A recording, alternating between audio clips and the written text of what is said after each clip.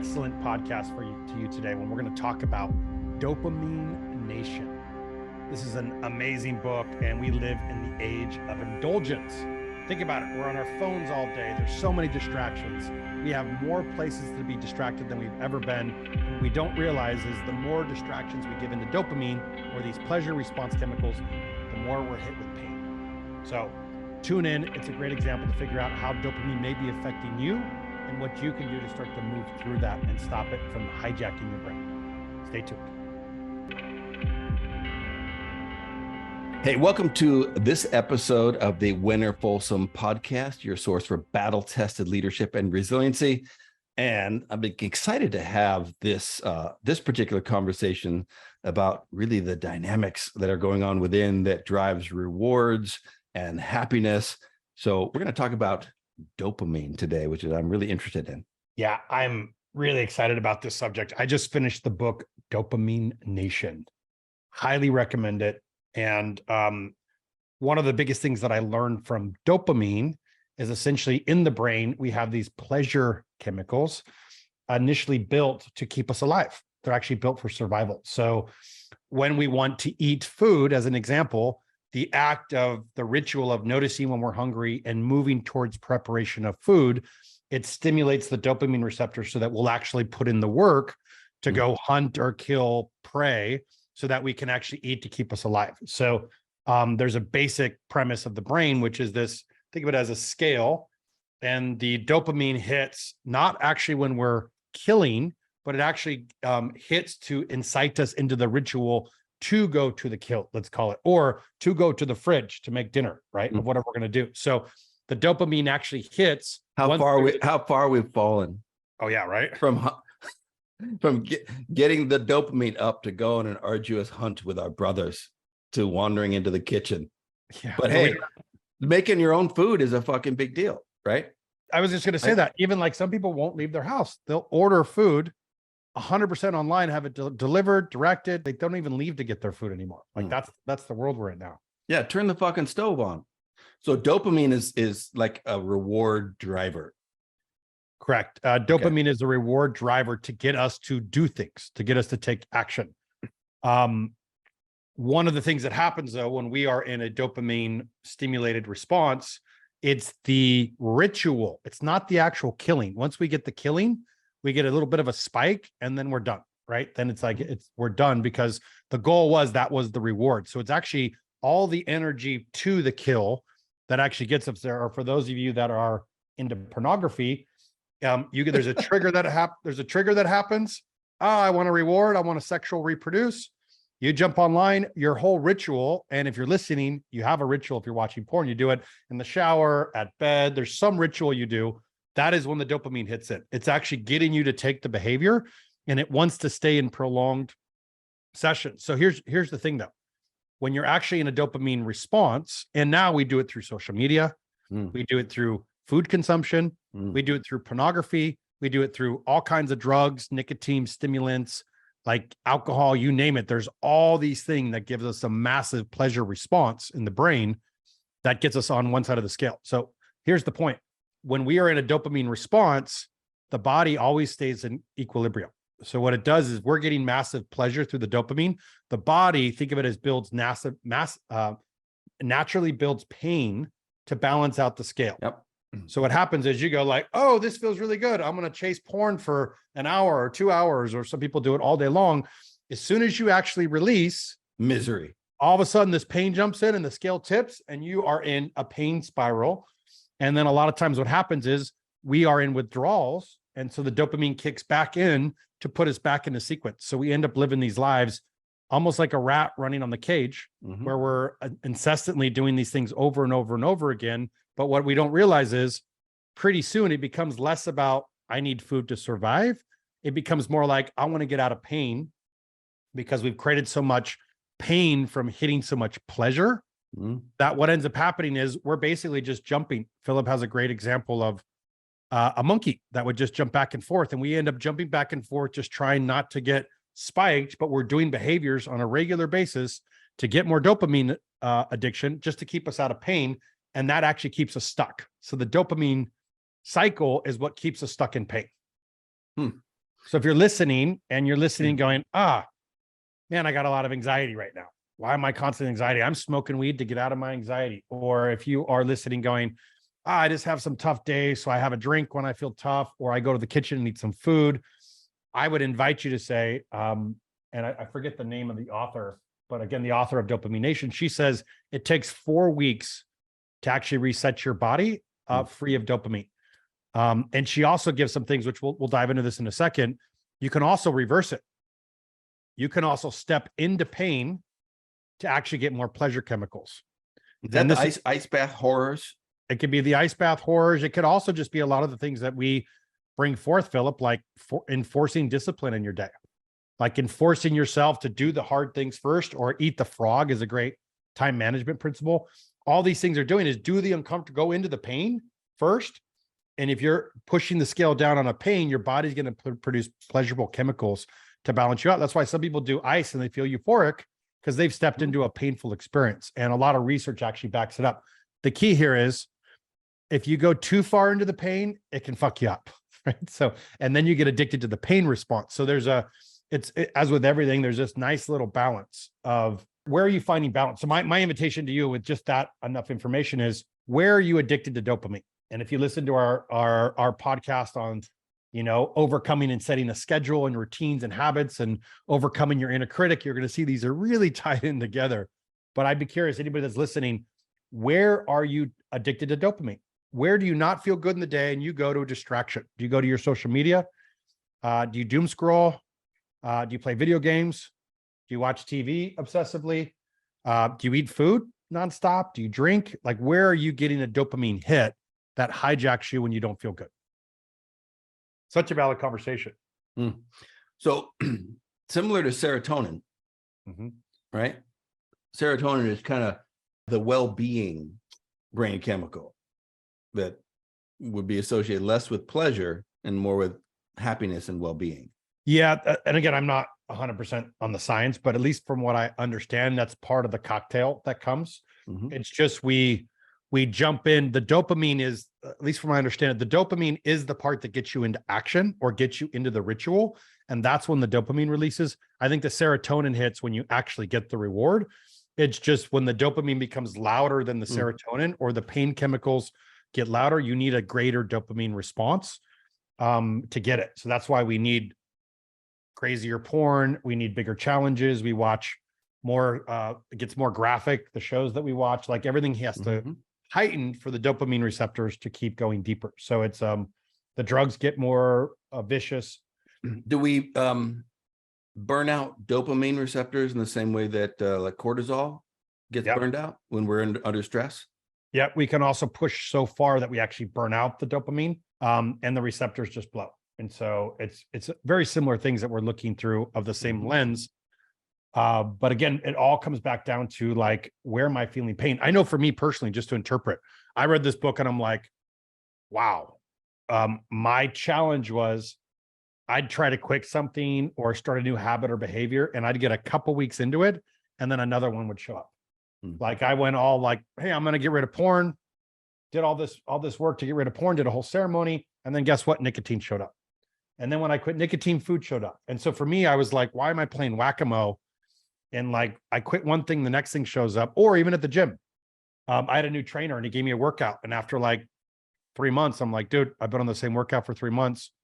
Aren't I supposed to change every 6 weeks? He's like, yeah, if you want a dopamine hit. And I was like, oh, even my workouts are, I'm looking for a dopamine hit. Like I want something novelty, something new. So I'm really learning. For me, I have to do a month, which I'm going to do a challenge to myself. Can I not give into any dopamine for a month? And can I give into instead painful, like things that are more painful? Because you actually get the serotonin and the oxytocin through connection. So it comes back to kinship. Where we actually get it is being in community, feeling alive in a sense of nature, doing things that actually elevate us or our community are the natural forms of it. But when we get caught down these dopamine spirals, we get lost. So it's going to take a month to heal, to come back to life again, to be part of your best self. So that's really, and it's too easy right now. It's too easy to get the dopamine. Well, I think that's really the challenge. Is one of the great parts they talk about in the book is you have to set like different ways of boundaries. Like one of the things I realized is I'm going to get a little flip phone that ties to my phone. And during the day, I use work, but from my nighttime hours to my morning hours, I'll have the flip phone in my room, which means there's no scrolling. All I can do is respond to it. If there's an emergency call, I can answer the phone. But other than that, there's no engagement outside of those hours that I built for myself. So I think we have to build boundaries to ourselves, because we have the world at this now, which is really, you're going to quit one thing and the next thing could come up, right? But are you staring at your phone? Are you engaging with life? Are you present with your family? Are you meditating? Are you reading? Like, there's so many things we could do. Oh, one other side point is, the woman talks about that wrote the book. She got addicted to romance novels. Like, that was her dopamine fix. That's how she got into it. Is she started reading one, then it became obsessive, and then pretty soon she was blowing off work and these other things to read the novels, or blowing off her evenings instead of sleeping. She was staying up late reading. And so again, if you're listening, you may be doing light forms of dopamine, but the key is it affecting your life? Is it starting to like take over things when it's affecting your self-care, the things that are important to you in your life? And you notice that, Philip said this on a previous podcast. How do you feel afterward? Do you engage in something and then you feel like drained and dead? Or do you engage in something and feel filled up, energized? And that's a really good quick indicator. Whatever you're engaging in, it should either energize you or deplete you. If it's depleting, most likely it's a dopamine hit, and you're doing something to get a hit, and then you're crashing afterward, and then you're stuck repeating that pattern over and over again. Hey, we thank you for listening to the Wenner Folsom podcast. Just a couple quick notes. First, if you are a man and you're looking for an honorable and inspiring group of men to hold you accountable and challenge you to grow in your relationships, your fitness, your career, your finances, and your life, go to www.k4men.com. And if you are a veteran, first responder, or man or woman who deals with trauma, and you are looking for some resiliency tools and skills for you, your team, and your organization, go to valorresiliency.com. Hope to see you there. Back to the podcast. The early on in kind of my development journey, this was probably like 30 years ago, I was reading the Dalai Lama book, and he was talking about the difference between pleasure and happiness, which, for me, I was like, oh, like, well, there's truth. Like, what does that mean? Like the concept of that. And then he went on to say that any pursuit of pleasure contains an equal amount of pain. And I was like, oh shit, like, okay, let me think about this. And I realized, number one, the difference between pleasure and happiness is that, obviously pleasure has a junk food shallowness to it that leaves me feeling a little icky afterwards. Whereas happiness involves vitality and service and something that's more exalted. But anything that I'm doing that is strictly pleasure-based is going to contain an equal amount of pain. And you just unlocked that for me when you said, yep, dopamine, pain. I was like, oh, fucking Dalai Lama. Well, shit. And you know what this ties into? We talk a lot about adolescent versus adult male psychology. Adolescent needs pleasure. Adolescent needs short-term pleasure, where an adult male can choose to, not choose to get the immediate pleasure for the long-term, deferred gratification, meaning delayed gratification. So that's really tying this in, is the adult male doesn't do what children do, and children are what run on dopamine, I think is what we're discovering. Whereas an adult man could say, these are my goals, I'm willing to put in the work. Like, I'll give you another big one for me. Instead of doing everything in a year, which was my old psychology, which had me caught in this dopamine cycle, I'm now like, 10 years. What's my 10-year plan? It's a very different way of looking at the life when you can engage with the world very differently on a much longer term value. I love that connection. I'm going to throw this out there. Porn's a big addiction issue with men because it's just so accessible. But bigger is the cell phone addiction. I mean, I think if we were to like target one thing with society today, it's just so prevalent. And I talking to all the men out there, and all of you, if you're watching this, you aspire to be an honorable, mature man, right? That is capable of holding up society. When I see you fuckers driving on your cell phones, there's just nothing more adolescent than that. And, and I get it, like, not brought the phone into the bathroom. That's a good place to start. But my God, gentlemen, when I see full-grown men in their vehicles moving on their phones, it's the most adolescent thing that you can do.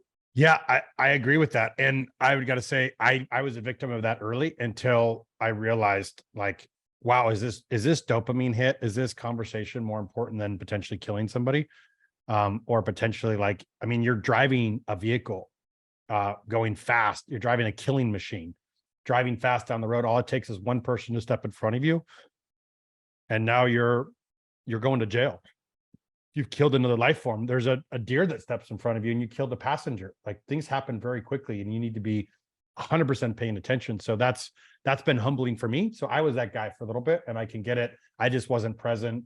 I was valuing my day, trying to be productive, instead of realizing now I step in the car, it goes on the dash, I MapQuest it or listen to music. And it's just like accepting this is where I'm at right now. So, and I'm going to go one more, because this is kind of a tough love series, right?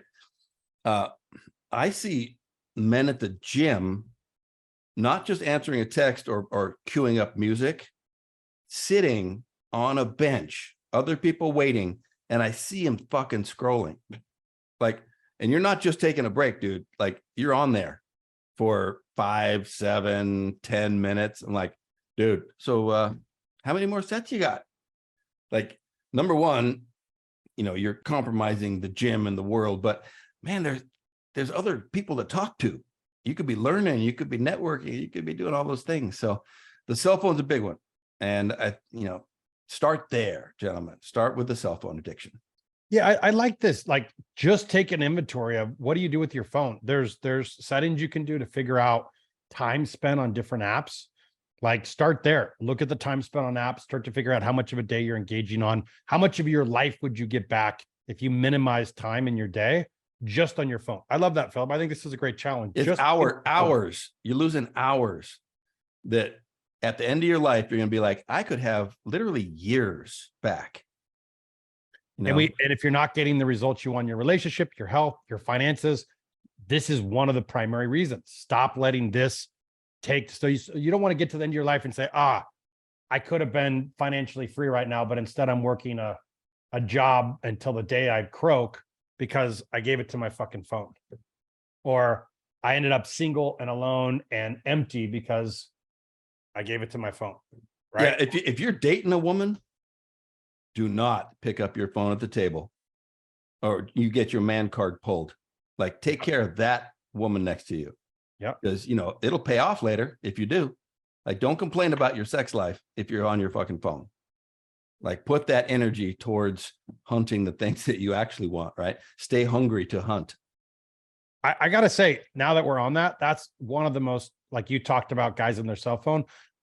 Being in a restaurant and seeing guys sitting on their phone, that's got to be one of the most disturbing things to me, of like, yeah, really? You're not that present. You're going to be on your phone through the entire conversation. And what kind of a man? It's not even a child. It's like a wall. It feels like you're just a wall. You could be the best looking, jacked, wealthy dude, but the moment that this happens, fucking loser, man. It's like, ooh, claim the high ground, gentlemen. Be that one of those rare dudes in the restaurant who's scanning for threats, who's pursuing their woman, who's holding space and talking to the waiter. Be that guy, right? Might be painful initially. Mm-hmm. Yes. Yeah, because that's the game. When you remove the distractions, guess who you have to be with? You. Yeah. And at first it's going to be uncomfortable because you've been used to distracting yourself from that's the other part in this book, is a lot of times we go there because we don't want to sit with uncomfortable emotions or feelings or sensations. And so instead we distract and avoid ourselves with all kinds of other things. So guess what? When you initially stop, I challenge you to do a 4-week dopamine cleanse, and it's going to be shitty the first 2 or 3 weeks, because one, you're going to be crashed. 2, you're going to have to sit with all those messy feelings and emotions. And can you not go back to that when you have a tough day, or when you feel bad, or you get knocked down, or when you feel really good and have a good day? Hey, you got the book with you? I do. 1 second. Yeah, because we should show this book to the crew. Oh, right here. There it is. Dopamine Nation by Dr. Anna Lembeck. Really good book. Highly, highly recommend you. Quick read. She actually takes you through a bunch of her clients too. So that all their stories and shows you how they overcame it. So it's really interesting because she shows a lot of examples. And for those of you that are deep into like citing, she cites a ton of research. So I got excited to like go in and read a bunch of other books just from the way she cited it. So really engaging way she writes too, through stories and examples. So highly recommend you check it out. Beautiful. So, hey, your call to your action this week is write down all the ways you're distracted by dopamine, primarily focused on the phone. And we challenge you to do it. Can you do a 4-week commit? Can you commit to not engaging with your dopamine and actually give yourself time to reset? That's the challenge. All right. Thanks for joining us and stay battle tested.